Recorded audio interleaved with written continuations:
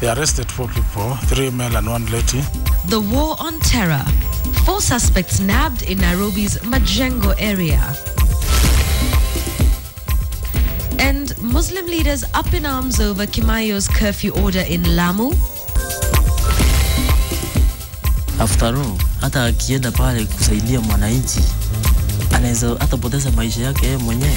Plus an insider story. We bring you a KTN exclusive on the rot in the police service. Kambi anatumwa. Also coming up, Atwoli serves the latest salvo in his verbal duel with Kambi. KTN Weekend Prime with Yvonne Okwara.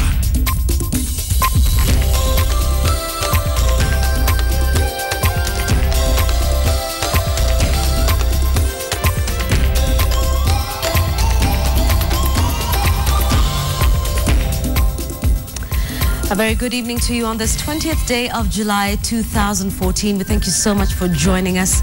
And of course, our top story tonight, utumishi wote, is the hashtag that we're using on Twitter. You can join in the conversation at KTN Kenya, at Yvonne Okwara. We'll be taking a look at just what is going on within the police service and possibly what could have led to the fact that the Mpeketoni attacks continued unabated by the police service on the night that the attacks first started. Also, later on Checkpoint tonight, we'll be taking a look at Jubilee's strategy towards Court's referendum call. Manson Nyamoya, who's MP for South Mugirango, and Kabando Akabando Mkuruweni MP will be on our panel tonight. The hashtag there is Checkpoint, so keep it here. This bulletin promises to be one that will be informative. Let's start off our bulletin now, and it's on a sad note. At least 7 people are feared dead following a grisly road accident along Webuye Eldoret Road at Kipkaren Trading Center. Several others, including the driver, were injured. They are now receiving treatment at the Moi Teaching and Referral Hospital in Eldoret. The accident involved a trailer that was heading to Eldoret town from Webuye. The ill-fated truck rammed into a group of boda operators and women traders who were roasting maize by the roadside. It then landed into a flooded ditch. Efforts to rescue some of the people trapped in the wreckage were hampered by the heavy rains.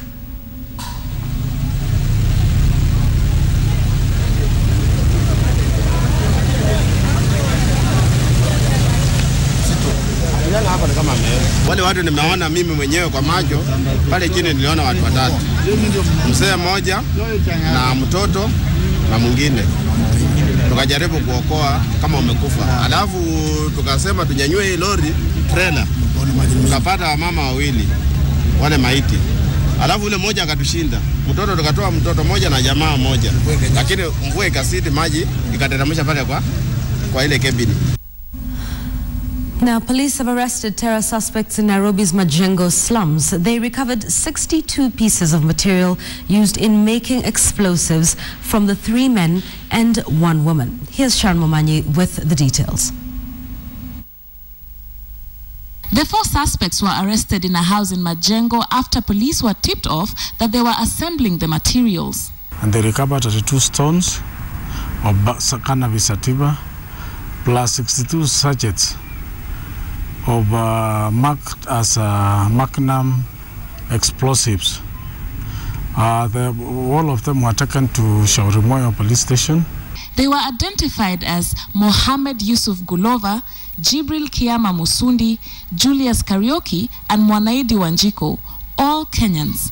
Police are yet to establish the intended destination or target of the explosive materials. And I would urge the members of public, whenever they have something which is sinister, they should report to the police so that police can take action.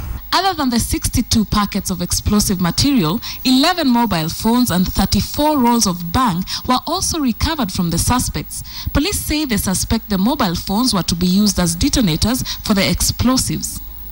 The 4 were handed over to the anti-terror police unit for further interrogation and profiling. The arrest came in the wake of intensified anti-terror operations in the city and other regions, with Majengo being a major breeding ground for terrorism, as has been cited in various UN and local reports. Sharma Manyi, KTN. Let's stay with matters in security now. A dusk to dawn curfew imposed on Lamu has been met with opposition from various quarters. A group of civil society organizations from the coast have faulted Inspector General of Police David Kimayo's declaration of the curfew in Lamu, arguing that the move plays into the hands of the attackers. However, the government remains adamant that the curfew is necessary. The issue is, however, now starting to generate some political heat. Ben Kitili reports. Insecurity, despair and uncertainty have continued to haunt Lamu in different forms. The curfew, which took effect Sunday evening, came just a day after the latest attack in Lamu. An ambush on this bus that left 7 people dead, including 4 police officers. And now the Lamu County government is again at loggerheads with the national government. Barely 24 hours following Kimayo's directive, Lamu Governor Issa Timami has defiantly announced that there is effectively no curfew. Tumesema sio kuwa tunaomba, hakuna cha kuomba. Watu wana haki ya kwenda kuabudu. Kwa hivyo tumekubaliana kwa watu wende zao wakaabudu. The curfew has led to a more complete lockdown of Lamu following a nightmare few weeks for the North Coast region. Civil society groups at the coast are, however, strongly opposed to the curfew and want it lifted immediately. The curfew now works well with Al-Shabaab because their intention is to disrupt the normal life of the people, and this is exactly what the Inspector General has played into. The civil society groups say they will go to court if Kimayo does not comply with their demands. The announcement of this curfew is a clear indication that the government is out of touch with the situation on the ground. This latest protest against a government directive has again led to criticism of President Uhuru Kenyatta's security chiefs. Being the holy month of Ramadan, the civil society groups from the coast have described the imposed curfew as being unfair to the Muslims in the area. And we are calling for the immediate withdrawal of this curfew to enable people to exercise their fundamental rights as guaranteed by the Constitution of Kenya.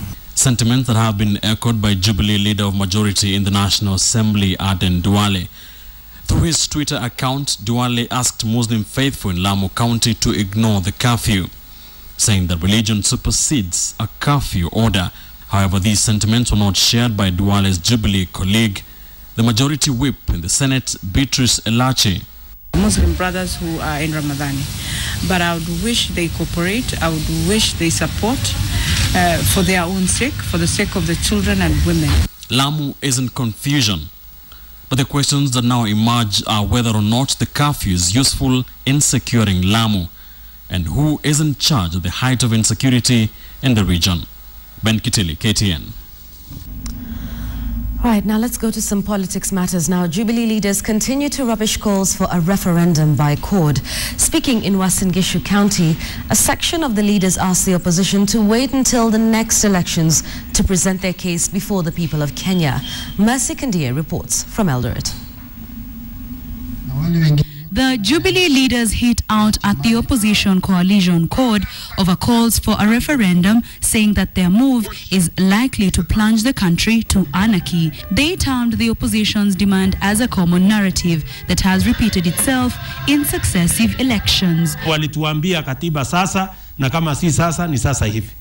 Hawa watu jameni, let them give us a break. Kwa sababu haiwezekani kila wakati tunaongea tuvunje hii, tubadilishe katiba. And I thought his former Prime Minister Raila Odinga, when he went to America, akaenda kusoma mwezi 3, I thought in his education, part of that was the syllabus. Huh? I thought he was told, karibu hapa, lakini siku ile September 11 ilifanyika, sisi hapa America tulikaa pamoja. Because when he came back, he did not match with the country where he went to do that kumbaro. And it is important that people appreciate that as a team we must move a country. Mimi ni shabiki wa mpira wa Manchester United. Tumeshindwa kwa mwaka mmoja uliopita. Lakini tuligundua tabu haikuwa referee, tabu ilikuwa coach. Kweli ama hapana? Sasa tukatoa Moyes, tumeleta Van Gaal. Kwa hivyo kama timu yako inashindwa, hapana laumu referee, laumu nani? Laumu coach. Deputy President William Ruto rubbished claims by the opposition that Jubilee government was not all-inclusive in its service delivery. Ruto defended the government's track record, maintaining that they are providing services in line with the constitutional dispensation. Wale watu ambao wanatafuta mambo yao ya kibinafsi, lazima nipewe hii, lazima nipewe ile, lazima nipatiwe ile. Haya mambo haiwezekani ya kwamba kila mtu apate ile anataka, lakini inawezekana kila Mkenya ahudumiwe na serikali ya Kenya. Walisema kwamba ECK walikuwa na shida, wakatoa wakaweka IEBC. Tena wameshindwa, wamekuja tena kusema turekebishe IEBC. Mimi nataka niulize, kazi yetu ni kubadilisha maofisi ama kufanya maendeleo kwa watu wetu? Na mimi nataka hawa watu wanauliza referendum, waulize governors. Tulijaribu hiyo barabara. If indeed they want this country to move forward, then they should not use referendum as a means of accessing power. The leaders called on the opposition to respect the current institution. CORD had their Sabasaba rally at Uhuru Park and called for a referendum after ditching the call for a national dialogue. Hata wamekaa wako katika kama wamekaa kama chameleon, your excellency. Wakiona mali nyekundu wanasema hapana, tulikuwa tunasema devolution. Wakifika mahali pengine wanakuwa green kwa sababu wanasema sasa tunataka system ya government ikuwe change, ikuwe parliamentary. Hiyo ndio wimbo ambayo ilitokea jana.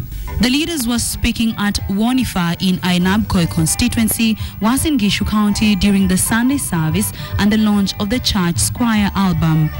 Masikandia, KTN, Ainabkoi, Uasin Gishu County. That will be the basis of our discussion on Checkpoint. A little later on in this bulletin, we'll be taking a look at Jubilee's response to this call for referendum by CORD.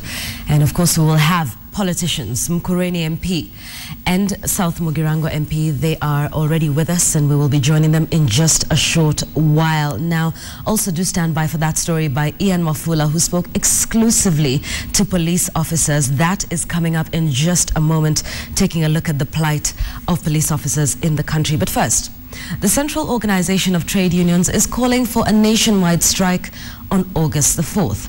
This comes just 2 days after Labour Cabinet Secretary Kazungu Kambi sacked KOTU Secretary General Francis Atwoli and the Federation of Kenya Employers Executive Director Jacqueline Mugo from the NSSF Board of Trustees.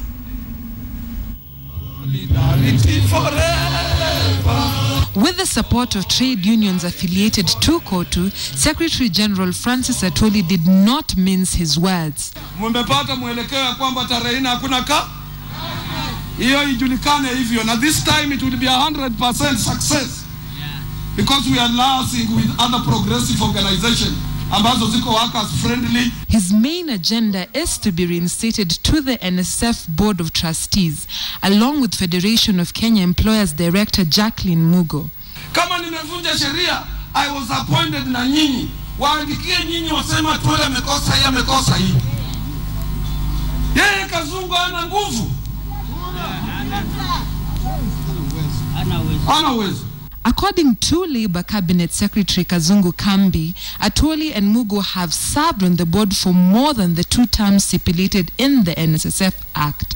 He says their continued membership would be an outright violation of the NSSF laws. I have retired from the Board of Trustees, Mr. Francis Atwoli and Mrs. Jacqueline Mugo, who have served in the board for 15 years and 11 years respectively. KOTU also has another demand. You can't have a broker as a chairman of the board. That is an appointment of the government. Those are the things you start with. You cannot reform independent bodies that sit on the board you say you are reforming. We are from a free and independent constituencies that Kambi Kazungu has no control over. Kazungu Kambi, however, maintains that he is only following the law. According to Section 8 of the NSSF Act, a trustee appointed under Section 6 shall hold office for a term of 3 years and shall be eligible for reappointment for one further and final term. This isn't the first time that Atwoli and Mugo are embroiled in a disagreement with Kambi. Earlier this year, the FKE and court were pitted against the Labour CS over the hurried approval of the 5 billion shilling Tasia project. Dorcas Wangira, KTN. It was indeed a night to remember in more ways than one. It was the inaugural award to celebrate individuals making a difference in the lives of ordinary citizens. And it was also a night that brought together corporate partners promoting this worthy venture. The common denominator of all this, of course, was the organizer, the Standard Group, who hosted the ceremony at the Windsor Hotel with the KCB Foundation as the main sponsor. These are the Transform Kenya Awards 2014. And the winner.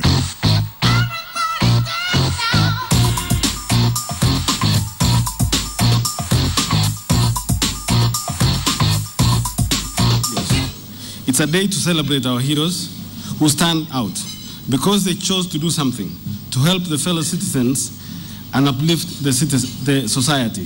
What you will hear and see from the winners are stories of hope, powerful stories of compassion in action.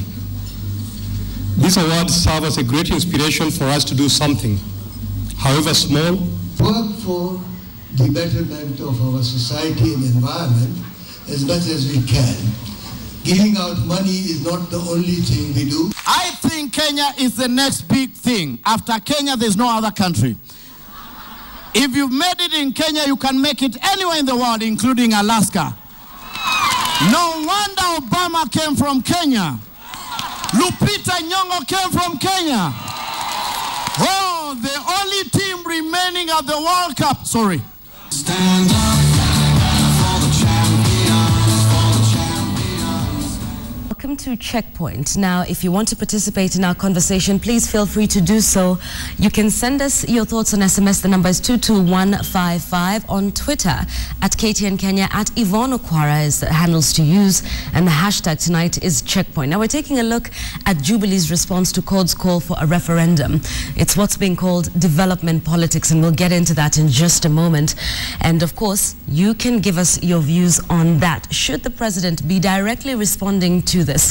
We will be discussing this and much more. My guests tonight, South Mugirango Member of Parliament Manson Nyamweya and Member of Parliament from Mukureni, Kabando Akabando. Thank you both for coming. Kabando, perhaps we can begin with you.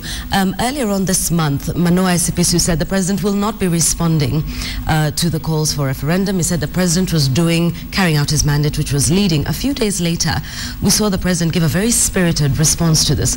Should he or rather, what is the strategy there? 1 minute he's not responding, the next minute he is, and it was quite an emotional response. In terms of the strategy, that's more of insight. But in terms of what is happening and what is being seen, like you've just shown at KTN at 9, just a few minutes ago, you can see the people who have spoken. Very many Jubilee leaders spread across the country, and this is what is happening. And even when you see the deputy president speaking, 95% of his speech is about enumerating the milestones of the Jubilee leadership since inception. But of course, you can spice a little bit of it so that you satisfy the audience. So that may be exactly what has happened before with the president, but the main expectation in Jubilee is that the national leader of Kenya, President Uhuru, and his deputy William Ruto will not spend time responding to all manner of accusations and distractions and diversions from the CORD leadership. And that happens even inside the parliament. But they have responded. They have, but generally speaking, is 5% of the energy and the time they are given. If you now do an audit of the last 1 week, an audit of even the last 3 days, you'll see what the president has done across the country and what the deputy president has done.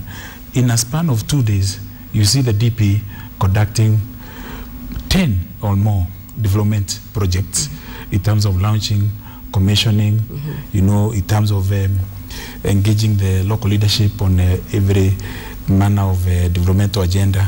And the same appears with the president, like when he was in Taita Taveta Coast.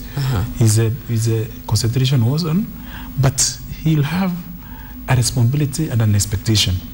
In fact, a national obligation to once in a while to comment on the issues. To comment and cancel, because he's a political leader, he's a political animal, he's elected to lead the political process of the Republic of Kenya. Okay, understood. Manson, what do you think about this response and this sort of charm offensive that the Jubilee leaders are getting into as a response to the calls for referendum? I thank you very much for giving me a chance to respond to that. But the first thing I want to say is this. God has come up with the idea that we want to go for a referendum. And the decision to go for a referendum will be decided by Kenyans. It's not how much time, how much effort the deputy president, the president can talk about it or against it. It will be determined by the people of Kenya. So what I urge them is, please, there are issues that are not handled very well. And I want to be very basic. Policies to help the ordinary Kenyan improve their well-being. I'll just go to very basic points. I want to mention a few points. The first one I want to mention is the other day, the government increased the price of kerosene. And then they said, we're increasing the price for kerosene so that we can encourage usage of gas. Yes. Surely, it is, how do you think like that? Because the person who's using a stove to cook needs money to go and buy a gas cylinder. So before you say that I want you to use gas, right? Please give them the gas cylinders so that they can throw away the stoves for cooking. So it is upside down. That's one policy. Where when you look at it, they don't know what is happening. They don't know the implication. It is a big investment for a worker who wants a wage to buy a gas cylinder. That's one thing that is very clear. I come number two. I want to talk very basic issues. Let's talk about the tea farmers. Man, remember, brother of mine, he comes from Mukureni. The farmers, their price has gone down on tea across the country. What I expect the government to do is to come up with a policy and encourage the farmers. We're aware what's happening. We're removing the cess money. We're removing the export tax, so that little money, as much as it is left to them. You create disposable income. Okay. Allow me to just interrupt a moment as you enumerate these basic issues. Do you then think that the strategy that's being used right now by the president and his deputy will be enough to assuage the Kenyan voter that their issues are being sorted? You see, the issues are basic here. I mean, we are talking about the cost of living. It is escalating every day. When you have increased the price of kerosene, the cost of living is up. When you have, I'll talk another point here. I'm talking about basic issues here. Let me talk about sugar cane, right? You look around in this country, you go to the high-end supermarket, they are selling imported sugar, all right? When you ask where it is coming from, KRA, they don't know. By extension, the Minister of Finance, the PS in Finance, doesn't know. The CS in Finance doesn't know. When you go to the Minister of Agriculture, which is supposed to protect the farmer, because with this importation, we are having the effect on the farmer on the ground. What are the effect on the farmer on the ground is suffering? His cane is not harvested. Okay. All right? It remains unharvested at the expense of us getting imported sugar. So back to the point, though. No, because we're sort of running out of time. But back to my question. Yes. Is the Jubilee government handling these issues in a way that you think, says that they're sensitive of these issues that you're enumerating? They're not sensitive. To be sensitive is to address the issues of the common person, the suffering the Kenyans are having. Two, when code has come up that we're going for a referendum, they are going to the Kenyans people to make a decision for or against with the questions we want to frame. Can I intervene? So the only thing that the Jubilee government has to do, it is to wait for this question which will be framed, campaign for it if they don't like it, or against it. All right. But at this time, they have no capacity to stop code. We will not do it because We want them to give us an okay. We want the Kenyan people to do the referendum. Okay. Excuse, you know, that's exactly what we have been talking about in Jubilee. The litany of confusion in code. They don't know exactly what they want to do. The issues my brother has talked about here are nothing to do with the referendum. Completely. You have asked the question 2 times. And twice, he has failed to justify either the referendum nor to attack Jubilee. I want to say the following. 1, the issue of kerosene has nothing to do with the referendum. Absolutely nothing. The topical issue here is the referendum. But the cost of living is an issue they've enumerated. It's an issue, but it's not a referendum issue. Okay. Because cost of living. Let me finish. He has talked about tea. Before the Senate, and that's what we are saying, constitutional offices have the mandate clearly stated to handle these particular issues. The question of tea, it comes from the tea belt, is already before the Senate and the National Assembly. Before the Senate, the query has been submitted by none other than a called Senator Chris Obure from Kisiland. And the matter is before the Agriculture Committee of the Senate. Before the National Assembly is before my committee. I am in the Committee of Agriculture in Parliament. And we are tackling that matter in a dual manner. The Senate and the National Assembly, we have engaged the Cabinet Secretary, Treasury, Mr. Rutich.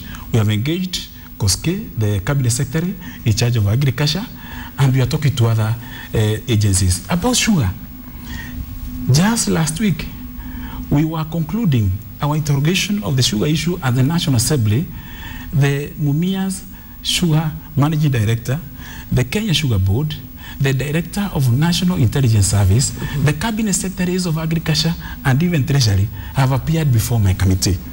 And this means that matter is being handled by a constitutional office. Okay. That is the departmental committee. Yeah, he has talked about. Let me say here. Let him respond, because what Kabando is saying is that these issues are being handled. No, they're not being handled. They're before the importation of sugar, all right, is here in this country. It's a restricted commodity. It is here. Right. What they're doing, that side shows, the farmer, his cane has not been harvested, all right? The kids have not gone to school. How is it a referendum issue? I'll explain. It's cost of living. What about the referendum? No, just hold on. I'm coming to other issues of referendum. No. I'm addressing one issue, cost of living. The government is responsible to the core. They don't care what's happening to the farmer. But it's being handled in Parliament. No, it's not being handled in Parliament. It's not being handled. It's not. No. I think we have to proceed. I think we have to be responsible. What we have as here, national leaders. What we want is a stop. Yes. A stop of the importation. These people are skirting around the issues.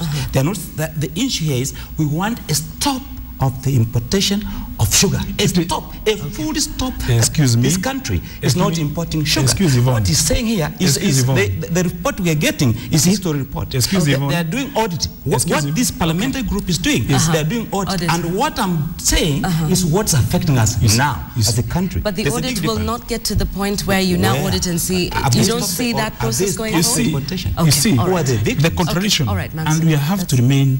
Our eyes must remain on the ball. The question is as to whether the call by code for a national referendum is valid or not. You know, it's invalid. Here you have a member of parliament whose leader in the Senate is handling the matter of tea in order to remove It shouldn't have waited for that. Listen, we have the Senate. Hotel issues, have they waited for somebody in the hotel? The hotel, let me go back. I find it difficult to debate vested interests. Right? I find it difficult to debate somebody who is not remaining with his eyes on the ball. Okay, gentlemen, I'd like us to move this conversation, and we will talk about this. Another second point, why we need a referendum. It's very critical here that Kenyans need to understand. Right. The allocation of funds to county governments. The constitution is very clear on these funds, how should be allocated. What's happening here is that right now, the money which was given, we have a national budget of 1.8 trillion shillings. All right? Okay. They're giving the county government 200 and something billion shillings. All right? That's not a big issue. Because as a nation, we should be using audited account for the Auditor General. That cannot be done by an act of parliament. It needs to go to a referendum so that this allocation formula is changed. It's not going to be changed because, you know, let me explain one thing. Is that if we wait the parliamentary public account committee in parliament to go through these books, you call them people in the government to come, they answer questions, they drag their feet. We will not be able to help this country allocate funds to develop the areas, county government. So we need this referendum. There is no another way you can increase funds. Can I comment now? There is no other way you can increase funds. I'm on still on. You want to have your time. There is no other way you can have funds to be increased except through a referendum, so that we say we have it amended. So for you, referendum is the only way to increase funds going towards the counties? There's no other formula. All right, Kabang. The rest will be... You know, the point must not be forgotten by anyone, that this is a group of very confused people who are self-contradictory. You are the National Assembly, you have the Senate, you are controlling 24 out of 47 counties. You have 24 governors, Jubilee has 23. Therefore means majority of the county government under you. Now you are telling us we disband IEBC. Now listen, you are talking about IEBC. Yes. Every now and then you are actively involved in by-elections of MCAs and you have not even refused to participate in any single by-election. This is my time now. You have not refused to participate in any by-election. You are showing that contradiction. You are talking about parliamentary democracy. Immediately you lost the election last year as CORD. You lost the presidency, and this is about Raila Odinga. I think it should not be confused. When Raila was away for 3 months, these people are legless, are headless, directionless. When he comes back, immediately they are galvanized like robots to follow one way. Allow me to interject there, because some would say the very same thing of Jubilee, that now you know, all Jubilee leaders are doing is responding to everything that CORD has said, to everything that Raila has said. And so therefore, you know, in a sense, the opposition is keeping Jubilee on its toes. Don't worry about that. We'll handle them. That's why we are saying Raila is being handled at our level, at the National Assembly level, at the Senate level. And all we are saying is that if these people have no confidence in the National Assembly, because I spoke, let me tell you, because you may not know this. You may not know this. I was in a group of 25 members of parliament, represented by 15 of us, who had a session with Raila Odinga the Thursday before the Sabasaba in his offices at Capitol Hill. Kalonzo Musyoka was present and Wetangula. And clearly, according to Raila Odinga, the leader of CORD, is that they have no faith in the National Assembly. Meaning that Manson Nyamoya and his colleague in the National Assembly and his colleagues in the Senate that's not the point why we're here. That's not why we're here. That's off. Because that's not why we're here. Because if you are telling the leadership of CORD in the National Assembly and the Senate to pursue the issue of the national referendum, when the leadership of CORD, because Raila spoke to us and he has spoken publicly, and I'm saying in that exclusive meeting, we went to try to talk to him, and eventually he said, why did you go talk to him? Because you felt it is necessary to talk to him. Why did you go talk to him? Can I finish? Why did you go talk to him? Can I finish my point? No, let him answer that question. Why did you go can I carry my point? Talk to him? Can I carry my point, Mr. Nyamoya? That CORD does not believe that the National Assembly has credibility.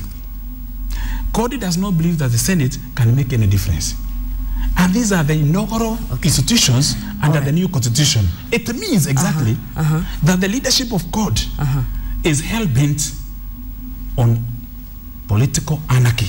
Not institutional. Let's take some views. Yes, in a moment. Take a look at this tweet that's coming in from Kennedy, who says, why can't Jubilee accept the referendum to let ODM exercise their democratic right? What's your thought on that? It is not our responsibility to tell our leadership and our followership that the direction that these losers want to take us, people who have never accepted that once they are defeated in an election, they are saying, IBC go away. They are also saying, you remember, when the Supreme Court made a ruling, they also dismissed the Supreme Court. Therefore, it means the following, in short. Leadership of CORD has no faith in the IBC. It has no faith. No, we have no faith in the IBC. True. It has no True. faith. We have no Let faith. me finish. And I will explain why. Can I speak now? Yes. Please. Okay. I'm speaking as Jubilee, and you are not Jubilee. They have no faith in IBC. They have no faith in Dr. William Mutuga's Supreme Court and the judiciary. They have no faith in the Senate. They have no faith in the democratic institutions that Kenyans fought for, died for, sacrificed for, and unanimously, overwhelmingly passed in the constitutional renewal in 2010 August. All right, I must allow Manson to respond to that. It means it's power confused. Let me respond. What do they want? Your point is well made. Yes, but what do they want? Let me respond. Manson can answer One thing, let me talk about IBC. Can you say what you want without confusing? I'm talking about IBC. Kabano. Please listen now. Let him speak. You have had your time. Let me talk about IBC. It's a referee. That's the role of a referee. Is to stand. There are two people competing. You make a decision. And if at any one stage one of the competitors is complaining, you have a moral authority as a referee to listen. And you may even offer yourself to step down. Because what it means, if you want to make a decision, it will be in dispute. All right? Whether real or imagined. But if at any one time we're in competitive politics, all right, they have the numbers, okay? If they have the numbers and we're saying, please, we don't trust this institution. You have the numbers, even if we reform a new IBC, they will have a bigger say on who will be the commissioners than us in court. Okay. Why can't they then use the numerical strength which they have in this National Assembly? The reason and in to, the Senate? In the Senate is 50-50, which you have, which is many, all right? It is not 50-50. I know you are many, all right? So if you have all that advantage and we are complaining, then we expect you to say, actually, yes, we know we will beat you, but because you are complaining and you like complaining, let us reform this institution so that when we go to 2017, you don't cry again. All right. I want us to address an issue that court has brought up in their 13-point agenda for the referendum, just very quickly because we're running out of time, and it's the issue of security or lack thereof in the country. And perhaps, I know, and we've discussed this with you even when you've been here, you know, from time to time, and the response that we get from court is we're working on it. However, Lamu seems to be blowing up week after week, day after day. There's an attack and there's another and there's another. What's Jubilee's strategy towards solving the issue of insecurity without the need for the referendum? And we'll come to you about the question for that. Yes. I'm telling you, Yvonne, the issue of security is not an issue to go to the referendum because it's about institutional management. And what we should be expecting, and the list that can be expected of a loyal opposition, which is conned, because they are facilitated by government completely, because they are part of government in the National Assembly, and then the Senate and the devolved government, is that through the respective organs, like now, there's a security committee in Parliament, there's a defense committee in Parliament, we work together. Court is represented in those committees, even in the Senate the same way, that together, since external threat to the sovereign peace of Kenya is a threat to everybody.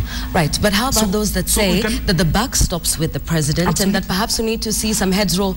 Even Senator Kipchumba Murkomen has said, and he did say in the Senate, he was waiting for heads to roll. This is what's being done, you know, in Parliament. But what of the president? Listen, there is a responsibility of the executive, and we cannot, from the street, tell the president exactly what you need to do in the morning and in the evening, but you can make suggestions and proposals. And through the National Assembly and the Senate, we can also make proposals on petitions exactly to implement a method that can resolve. But you know what?